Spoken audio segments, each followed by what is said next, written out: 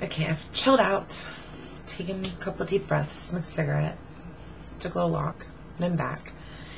I know at this point, fixing to be adopted. I just don't know it yet, or at least the adoption process is fixing to start. Well, at this point, I was in, I want to say the 5th grade, and the school that I went to, I had to take a bus.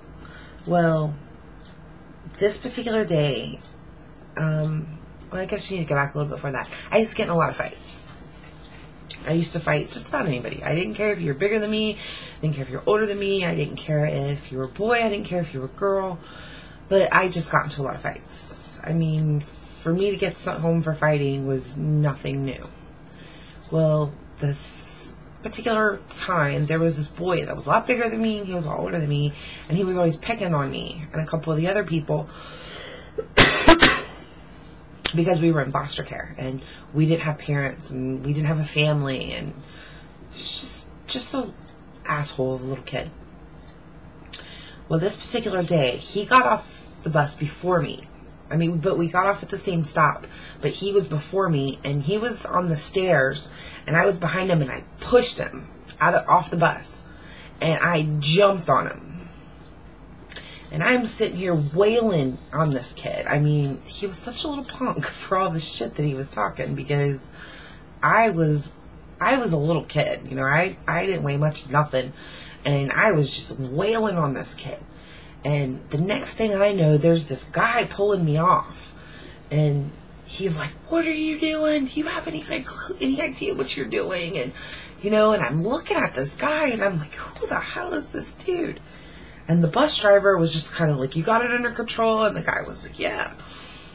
So the bus driver hauls ass, and he's like picking me up by the back of my shirt, and he's like wiping me off and getting all the dirt off of me and stuff. And I'm crying because whenever I get that mad and I started beating on somebody, usually I start crying because I was so pissed off.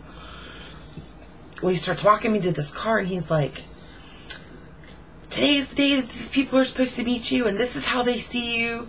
Jumping off the bus, jumping on some boy." And yeah, I wasn't really grasping everything, but I sat in the car, and there was 2 people sitting in the back seat, and I didn't pay no attention to them. So we go to the lady's house that I'm now staying at, and they get out of the car, and they come inside, and he's introducing me to them. You know, he's like, "This is Mr. and Mrs. So-and-so. And they wanted to come and meet you. They're one of the families that are looking into adopting you. And they wanted to come meet you today and see how you felt about going and staying the weekend with them." Well, they were an older couple. I mean, much older couple. They had a photo album of, like, their house and where they lived at, and their kids and their grandkids. They actually had grandkids that were older than me. But at this point in time, I so wanted a family of my own that I was willing to give anything a try. So I went and stayed with them for the weekend, and everything was cool. I mean, you know, they already had a room set up for me. They already painted it, and it was pink, and, you know, they had different things in there for me, and they gave me a Bible, a Precious Moments Bible with my name on the front of it, and I thought that was just so cool. We went to their church. They were very active in their church. Really tiny little bitty old church that was just waiting for the last few faithful members to die off before it wilted into nothing. But they were very into their church and stuff. So I went back to the lady that I was staying with, and I spent a couple more weekends with them. And finally they asked me, you know, "Well, do you want to go live with them?" And I was like, you know, "Yeah, I want to." Now, please understand that the people that I was dealing with on the weekends while I was going to visit with them were not the people that ended up adopting me. Another thing that you should know about the Baptist Children's Home and the foster home that I was in, the lady that was one of my teachers, has a child. I was allowed to do a lot of things, just regular things that kids are able to do. Like on Fridays, when I was at the Baptist Children's Home, they would drop us off at the mall, or drop us off at the movies, or take us to the skating ring. I was allowed to spend the night at girlfriend's house. I could have girlfriends come spend the night with me. You know, we were just very active. I played softball. I played volleyball. There was a lot of things that I was active in. Now, whenever I actually started living with these people, I wasn't allowed to do anything. I remember I wanted to use the phone to call one of my girlfriends that I went to school with. She knew that I was going to be getting adopted and that I was moving away and all this stuff. And I wanted to call her. And I remember I just picked up the phone and started dialing it. And the guy walked by and snatched the phone out of my hand, hung it up, and was like, you have to ask to use the phone. We need to know who you're talking to. And so I was just kind of shocked, because I'd always been allowed to use the phone. I had never been told that I could not use the phone unless I, you know, got in trouble and it was part of, you know, my restriction. And I hadn't done anything, so I didn't exactly grasp this. And, you know, I was just like, well, I'm just going to call my friend, you know, because I miss her and I want to talk to her. And he was like, no. And I was like, what? And this is where the problem started, okay? It was that day with the phone call.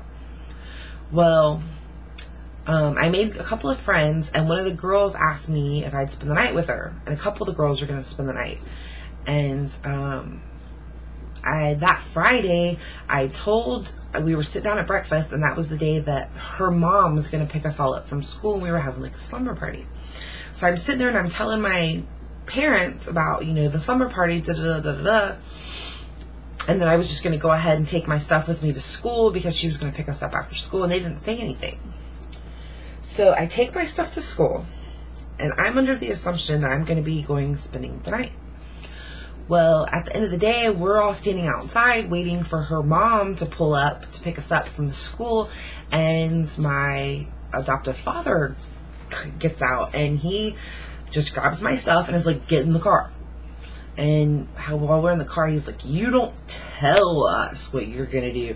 You ask us what you're going to do. Da, da, da, da, da. And I was just like, you've got to be kidding me. So while I lived with them, I was allowed to do absolutely nothing.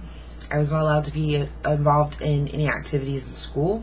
I was not allowed to have friends. I was not allowed to use the phone.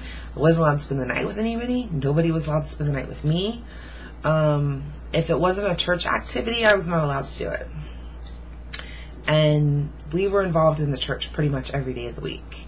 There was men's missions one night, women's missions one night, visitation one night, Wednesday night service, Sunday night service. And then my adoptive father usually cleaned the church one day of the week. So I was actually in this church pretty much 7 days a week. So things did not go good. Things were not going well with this family at all. And I ended up coming up with this story because I no longer wanted to live with them, and I did not know how to be able to leave because the adoption was finalized. These were my parents. So I had to come up with something good enough in order for me to be able to leave. Now, understand that at this point in time, I'm definitely a manipulator. I can definitely get what I want when I want it. I have learned that throughout all of this. I'll get into that in the next video. Time's running out. But thank you for listening. And don't forget to check out the next video. The story gets good.